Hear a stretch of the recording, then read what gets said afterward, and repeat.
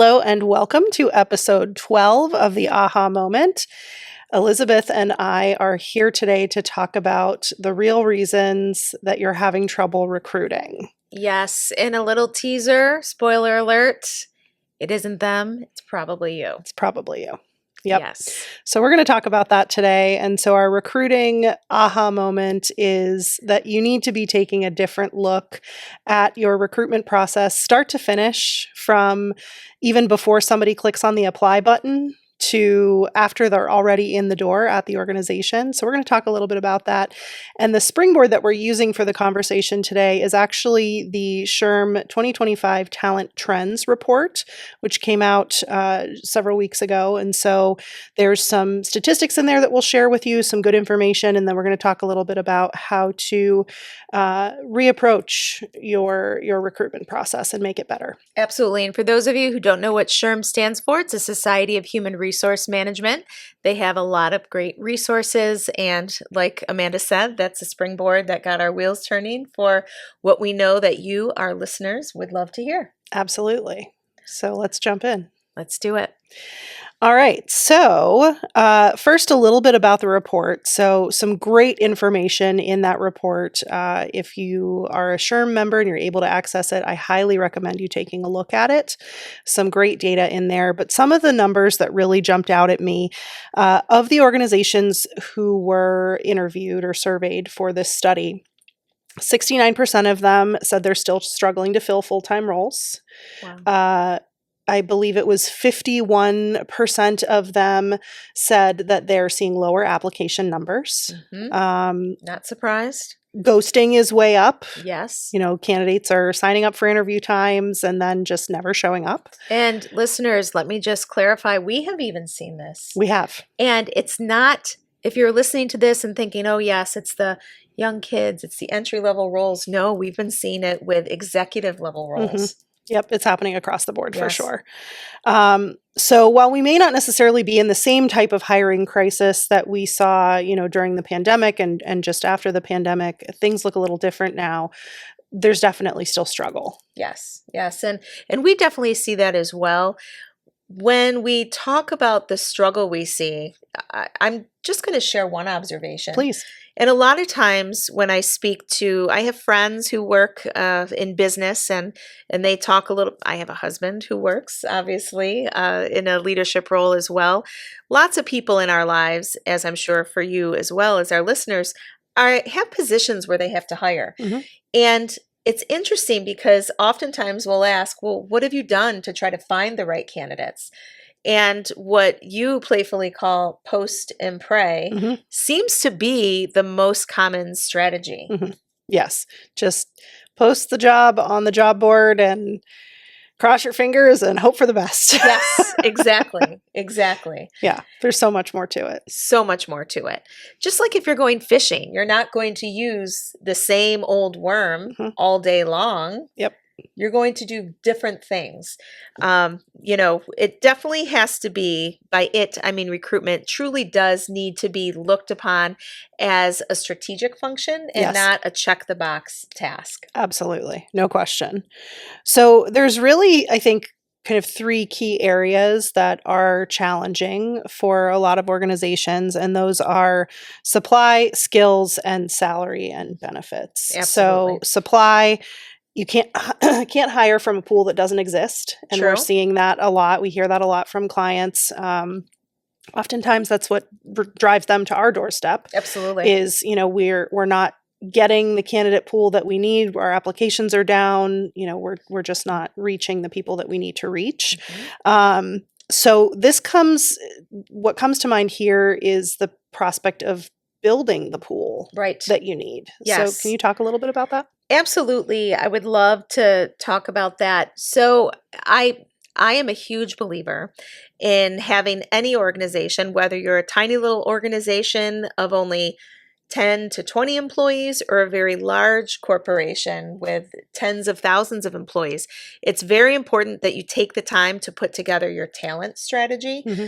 And when I say talent strategy, what I'm speaking about, of course, is identifying and getting to know the people on your team, Mm-hmm. identifying what their interests are, inventorying what their natural skill sets are. And there are lots of ways you can do that. There are, certain questions you can ask. And in fact, what I'd like to do for our listeners after today, we can even post some samples of questions that they could ask just to have an idea of how do you even ask my team? How do I even ask my team what it is that they like to do and determine what it is they're really good at? So we can share some nuggets, for you, our listeners, so you know how to have those conversations. But really identifying what their interests are, what their passions are, and then comparing that to the skill sets you need within the organization, not only right now by position, but also looking forward into the future.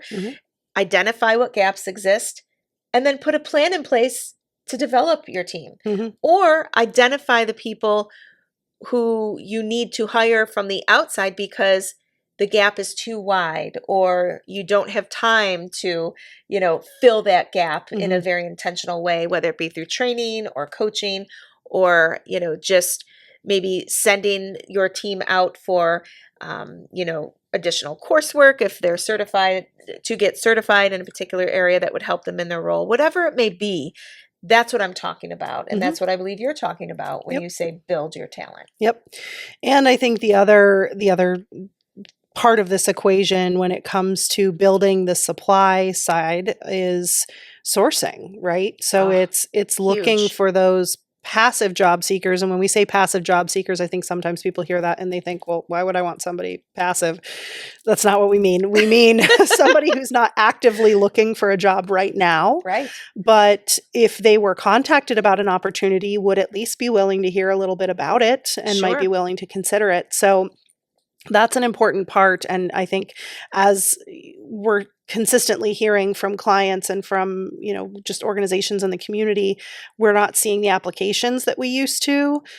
Yeah, so you're going to have to go out and find people. And that's what sourcing is. So there's a lot of different ways that you can do that. But in order to help build that supply of potential candidates, you've got to put time into going out and seeking those people that would be a good fit. Right. And you want to make sure, for example, we understand. In fact, I've been in your seat before, right? Where I have worked for one organization. I've needed to recruit from the outside and try to find candidates for a very niche position. And I myself knew that it could be very damaging to professional relationships if I were to make a call and target certain people at certain organizations. You can call people such as ourselves. There are others as well, but of course we feel we're the best, but here nor there. But you can call other people to reach out to these candidates. Oftentimes, your best candidates are the ones who are happily, gainfully employed, doing their thing, and they're not even, like you said, out looking for a job. Yeah. And since I started with Decision Associates in 2021, about a third of the positions that we've filled have been with sourced candidates. So I think that just goes to show how important putting time and effort into that is, which of course means there's elements of the recruitment process and the responsibilities that fall to your recruiting team or recruiting person. Right. If you're that are going to have one. Exactly, that are going to have to, be offloaded and given to somebody else. So I think that goes back to Elizabeth's point about really being purposeful and intentional about your talent strategy overall. Yes, definitely.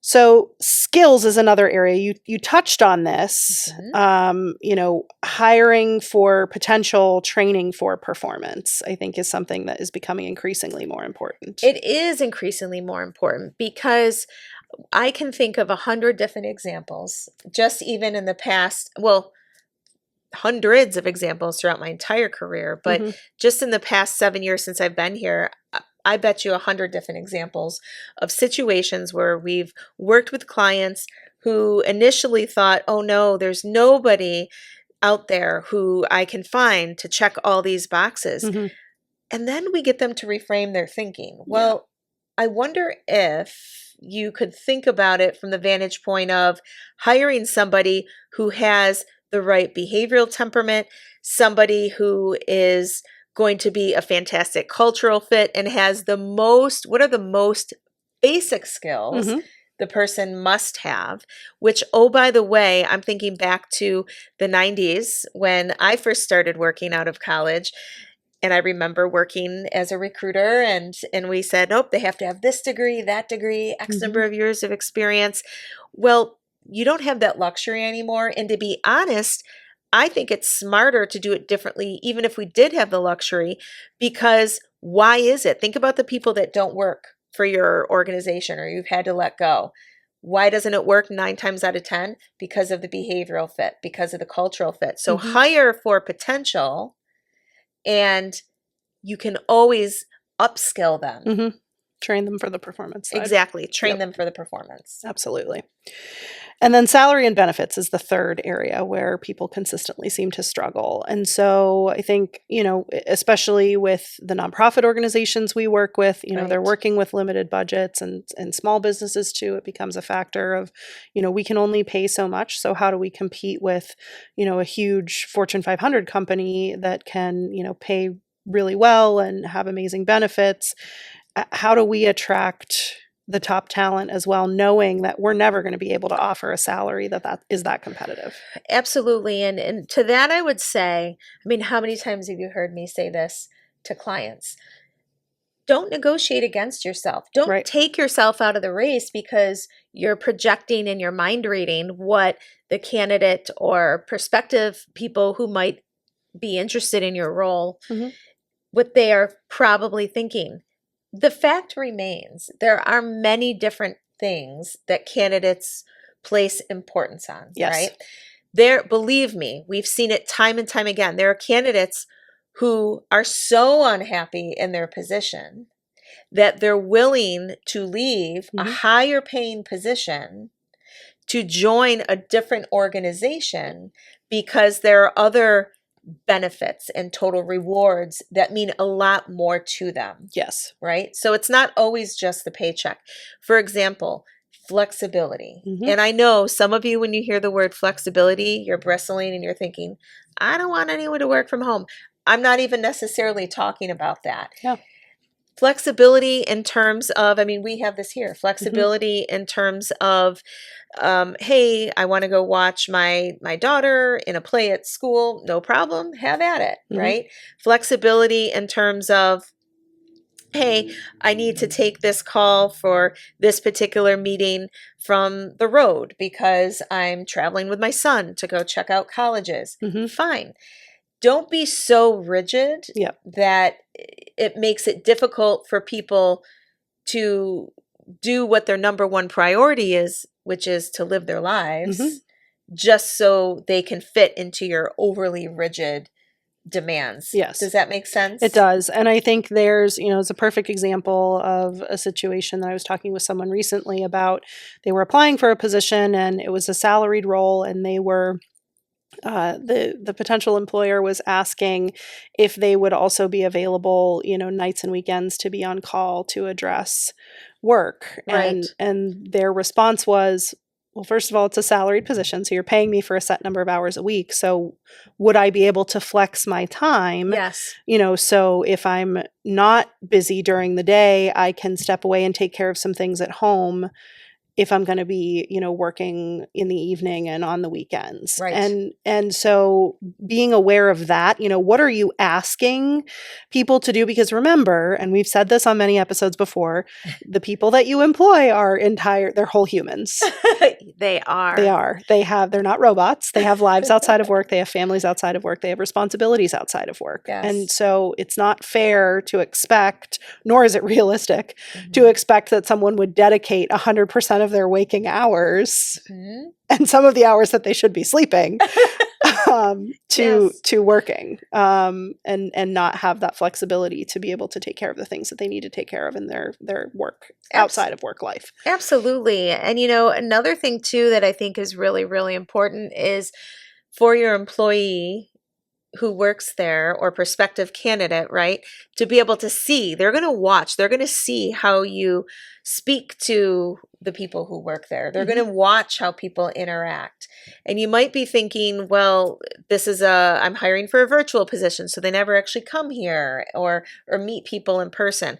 Well, number one, I'm going to strongly encourage everybody to make sure that even for completely virtual positions, the candidate at least can come for one in-person interview, because whether or not you realize, they are looking at and trying to make sense of how you treat the dynamics of how you treat each other.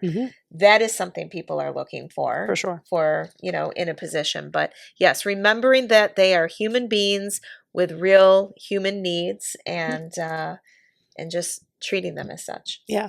And I think that's a good segue to one of the next points, is about ghosting.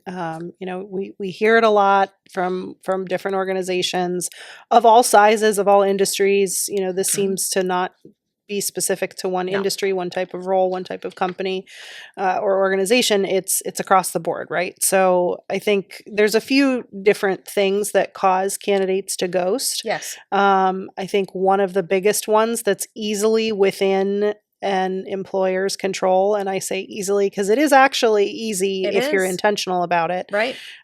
Is communication. Right. I can't tell you how many candidates we talk to. So with our recruitment process, there's multiple steps to the interview process. Sure.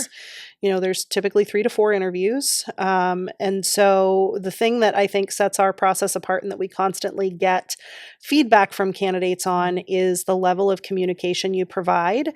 And our sort of secret sauce there is you can never over communicate with a candidate. And honestly, I'm making a public plea to all of our listeners. Do better. Yeah. It is the bar is set really low. It is so inexcusable. All the times, the countless times we hear candidates, which obviously there are always far more candidates than positions for each role, right? So we talk to hundreds and hundreds of candidates each year. And I can't tell you how many times candidates will say, when we let them know, they won't be moving on, thank you so much. Yeah. Thank you so much for at least letting me know. Right. And we don't let more than 24 hours go by in between touch points with any candidate for any reason. Yep. And it's not like we have a team of 50 people working on our recruitment team. Usually 2. 2. And we do lots of other work as well. So I don't want to hear you say, we don't have time, because honestly, when you do that, whether you realize it or not, you are building a negative reputation about your organization. You're doing yourself a disservice for trying to attract candidates who are worth attracting. And to be honest, even if you have a candidate join you who you treated terribly during the interview process, they're not coming in feeling great about it. Right. They're not. They're already coming in not trusting you. Yep. If you were really into somebody and you were dating them, would you treat them horrifically? Hopefully not. Hopefully not. If you wanted that relationship to go anywhere. Exactly. So it's so obvious for that. Yeah. Why are you settling for treating your candidates poorly? So please treat them as humans, get back to them, and don't shoot yourselves in the foot by not doing so. Yeah. And I think this goes to, we've talked about it before on previous episodes, and it's good advice. So we're going to say it again. Secret shop your hiring process. Yes. Understand what the candidate experience is from the time they see a position posted on a job board, on your website, wherever. They click apply. What's that apply process look like? Is it really unnecessarily lengthy? Are you asking them to upload a resume and also list out all of their job experience? I've definitely applied for positions like that before in the past, and it's maddening for how long it takes, truly. Right. And then look at the interview process. How many touch points are there? What's the communication like in between those interview phases? Is it clear what the next step is and by when they can expect to hear back? And are you meeting those promises? If you said it's going to be 2 days before they hear back, was it actually 2 days or was it 4? Right. Things like that matter. Right. So even if in a situation like that, Amanda, even if you realize, oh, shoot, I told them it would be 2 days, and then you find out, oh, gosh, the hiring manager still needs more time. So what do? You reach out to them and you say, hey, I know we said 2 days. It's looking more like it's going Yeah. to be another 2 days beyond that. Just didn't want you to think we forgot about you. Yes, but That's at least it. you've had that touch point and they Yes. know. They're not Right. sitting there wondering. Looking inside before you look outside. I think that's something we're starting to see more and more of as the competition for top talent becomes even more fierce. Lots of organizations are starting to look internally at their teams and how can we fill the gaps with some of these really crucial roles and responsibilities with the folks who we already have on board. Right. So starting to see a lot about internal talent marketplaces. Mhm. A little caution on that though is, posting a job internally is great, but that's only one part of the equation. The Yes. post and pray thing applies internally as well. You've Right. got to do more than just that. Right. I think this is where we get into a conversation about career pathing and helping people understand what a path through the organization could look like and what it's going to take to get there. So you want to talk about that a little bit? Sure, I'd love to talk about that. It's one of my favorite topics, in fact, and I alluded to it in the very beginning of today's segment, but you want to be really intentional of initiating conversations with the people on your team Mhm. to talk about what are their desires? What is it that really, what skills, what types of roles are they most excited about possibly pursuing? And making sure that you engage in conversations like that with them on the regular. Yes. Not when a lot of you are hearing this and thinking, but we're a small company or a small nonprofit and we only have 4 positions, right? I'm just thinking of, especially in the nonprofit space, Sure. where there truly aren't a lot of places they can go.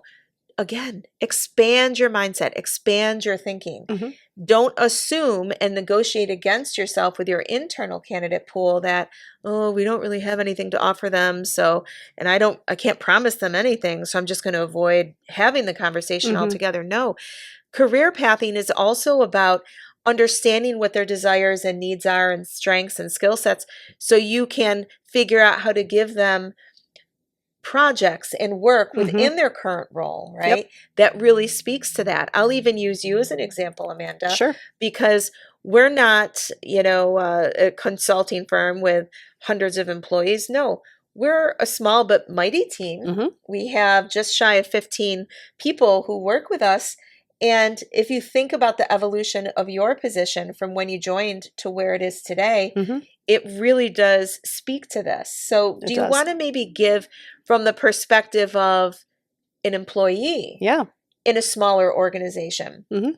Which, by the way, if you're listening to this and you're from a larger organization, the same tenets still apply. Yes. So, could you maybe speak to your employee perspective Mhm. of how having these sorts of conversations help and Yeah. what they look like, what they feel like? Absolutely. So, when I started at Decision Associates almost 5 years ago now, one of the first things that we talked about when I started, because honestly, the position I was coming into was an area that I didn't have a ton of experience in. So I Right. was already starting from a position of growth, which was great. But so I was brought into the organization specifically to help with recruitment projects as an Right. associate consultant, and I think one of the things that set this experience apart and has consistently set this experience apart from anywhere else I've ever worked is the constant conversations I have with you and with the owner of our firm, Aaron Phillips, about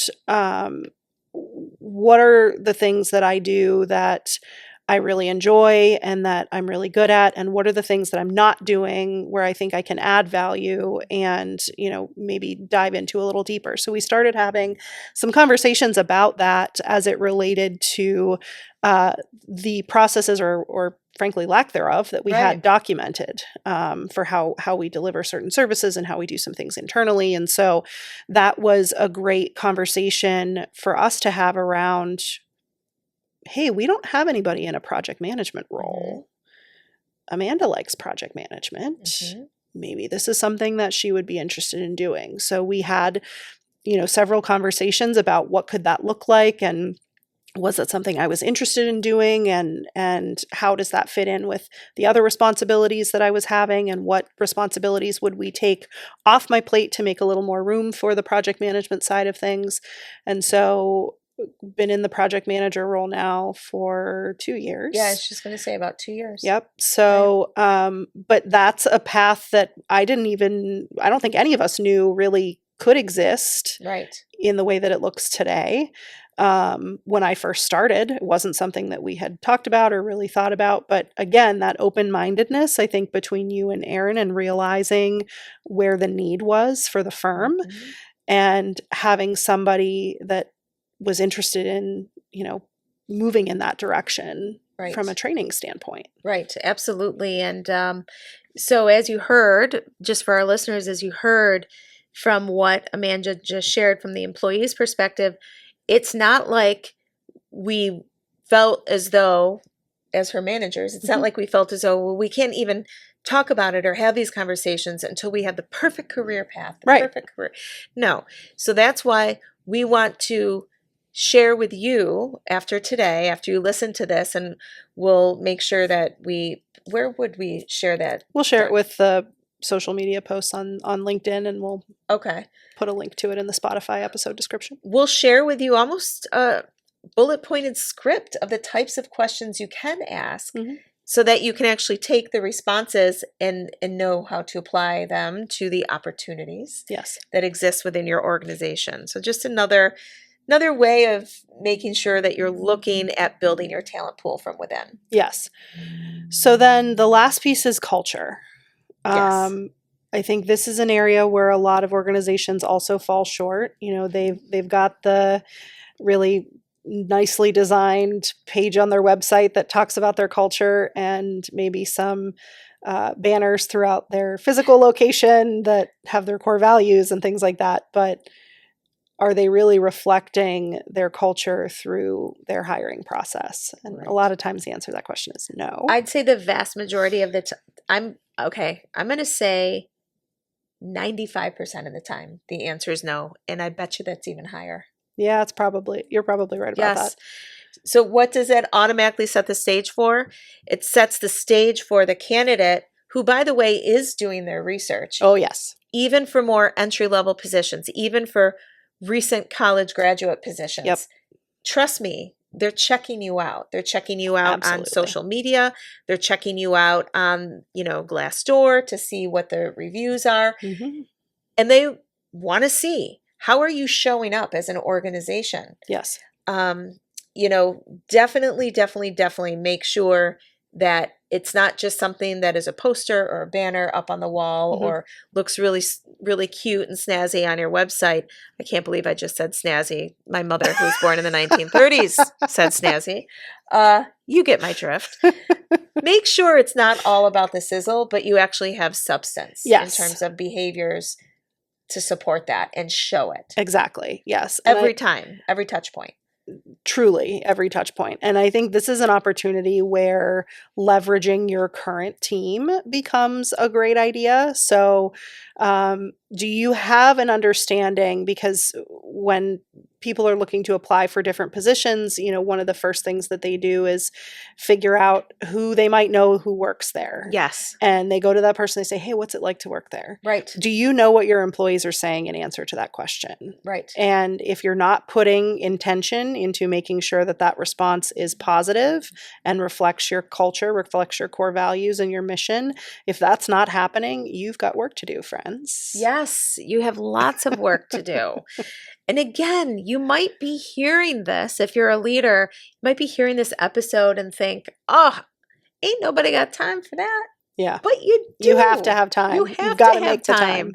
Right, because nothing changes if nothing changes, yes. Right? You're going to continue to have the same struggles. Yes. Hope and wishing is not a plan. Yes. And it's not a strategy. No. So what might be a couple of ways that an employer could leverage their existing talent to really sell that experience of what it's like to work there? Well, I would say, first of all, I'm just thinking back to different programs that I've seen, that I've even participated in. And honestly, you can even encourage your team to do social media posts as a follow-up and tag people as a follow-up to different events or activities that your team is doing. You can quite literally have an ambassador program, right? Of people who work there and just are really, really excited, really energetic, and they can be your internal ambassadors about the organization. You can also do things such as making sure you have testimonials from people who have worked there for a number of years. I would encourage you not to just have testimonials from people who've worked there a number of years, but think of how cool it would be if you have testimonials from people who were just hired within the past couple months, and for them to share about their experience going through the application process and onboarding process, because that's what your new hires want to see, or prospective new hires, I should say, your candidates want to know and see and hear about. Yes. What's it like truly to work there? So don't always look to the people in the executive roles or the people who've been there the longest to provide insight. It's really, really important, in fact, to talk to the people who've just gone through it. Yes. I would also encourage you to talk to candidates and ask them, why is it, people who've just recently been hired, why is it you chose to work here? What was it about? What set us apart? Right. What was it about the anything you heard from the outside or experienced going through any of your interactions with us that made you believe, hey, I want to continue the conversation, right? And that's just good practice for you to do anyway, as data to go back to your recruitment team with, to talk about, okay, how do we make sure if we're consistently hearing that this one particular aspect was a major deciding factor for a lot of people, how do we make sure that that is strengthened and that's an element of our process that we never lose, because it's something that's, helping us attract the right candidates for the positions. Because just as though there are things you're not doing, and I'm speaking to our listeners who are in leadership roles, just as though there are things your organization is not doing, which you might not be aware of, there are also things you are doing really well that you're not going to be aware of if you don't ask the questions, right? Yes. So it's important to ask the right questions. Absolutely. So as we sort of summarize the things that we've talked about today, secret shopping your hiring process is a great place to start, so you understand what you're working with before you make any changes. Right. Identify what's working, what's not working. Are there bottlenecks that are happening in the process somewhere that you can kind of break those down? Okay. Yeah. Not are there. What Where are the bottlenecks? Where are they? Because there are bottlenecks. There are bottlenecks. Yes. For sure. Yep. Right. So starting with that, where do you seem to be losing people? And then identifying, even just start with one. Pick one process, one pipeline, one aspect of your recruitment process, and put intentional time and effort and work into fixing it. And then once you've got that rolling smoothly, pick another one. We're not telling you have to boil the ocean and try to fix everything at once. Just focus on one thing at a time. And if you're making those small improvements, overall your process improves. Right. Refreshing your job postings to reflect who you are. Are your job postings reflecting your culture? Because if that's the first time somebody's encountering your organization and it's just a kind of blah, uninteresting, typical job posting, you have to stand out now more so than ever. Absolutely. You want your postings to be as conversational as possible, honestly, for any type of role, right? So even if you're hiring for the C-suite, right? Vice presidents, CEOs, you want it to, executive directors, you want it to be conversational. If you're hiring for mid-level leadership roles, individual contributor roles, if you're hiring for engineers, if you're hiring for accountants, you want to be just as conversational as if you are hiring for sales professionals or creative type roles. Yes. Why? What's the theme here? Because you're hiring people. And what do people want? They want to feel a part of something. Yes. Right? Yes. Another tidbit that I like to share with our clients is when you're writing, position postings, answering the question, what does success look like in this role in the job posting? So it's very clear what the ultimate end goal is for the person in this position when, we will consider this to be a successful hire if this person accomplishes XYZ. Correct. If you're spelling that out really clearly in the job description, that helps somebody figure out, is this something that aligns with what I'm looking for? Is this something that's within my skill set? Is this something that's going to be attractive to me to help me grow? Whatever the case may be, it helps that person more clearly envision themselves in the role and what they're ultimately working toward. Having that clear end goal is super important. Right, exactly. It's good. I always like to do dating analogies. Sure. It's the same thing though as, when you're dating, when you're getting to know somebody, you're going to start having conversations as the relationship progresses. What are your future goals? What does a happy marriage look like? Or, if it's going a really long time, some dating advice, don't talk about marriage on the first date or even the second, because you're going to scare the person away, or you'll attract the type of person who you should be repelling. Anywho, what you want to do is you want to make sure that you are asking the right questions to make sure that your definition of a good relationship, of success in that relationship aligns and it matches for sure. And then talk to your people. Find out, why did they choose you? Why have they stayed with you? Understand what the real benefit from their perspective is on why is this a great place to work? Why is this somewhere that you have consistently made the choice to stay? Or why is this somewhere that you made the choice to join? What were those elements that stuck out to you as, this is a team I want to be part of? Yes. Absolutely. Very important to have those conversations. And I would even encourage, you could do it in lots of different ways. Sure. You could schedule just, touch point conversations with the people who report directly to you. You could coordinate your own internal focus groups and just pick the brains of people who work there. Give them some lunch, give them some pizza, and just chat with them over lunch. Yep. Not only is that going to give you data, but it's also going to demonstrate to them that you care about their input. You care about their perspective. Yep. As well. Absolutely. That's really important. Awesome. So we've shared a lot of great information today, but I think there's always, even if you take one of the nuggets that we shared and start acting on it, you're going to be in a better position moving forward. So as we said, recruiting, it's gone so far beyond now the quote unquote post and pray approach that was used for decades, honestly. And many of you who are listening are still doing it. Yep. So things have to change. We know who you are. No, I'm just joking. But I think this is an opportunity and hopefully an aha moment for you. Hopefully a light bulb has gone off at some point through this episode where you're going to take an honest look at your recruitment process and figure out, you can't control other people. You can only control yourself. And so what elements of your process are you going to focus on and fix? Right. And all kidding aside, we don't want you to look at yourself and look at your process and feel badly or think, oh, I should be doing this or I shouldn't be doing that, because then that just brings you down. It's okay. Here's where I'm at. Here's where I'd like to be, and do your own gap analysis. Yep. And don't be afraid to reach out to people to help you out, right? Exactly. And even if you are listening to this episode and you're thinking, oh, they have all these great ideas, but it's not in the cards for me to actually engage for a full-blown project.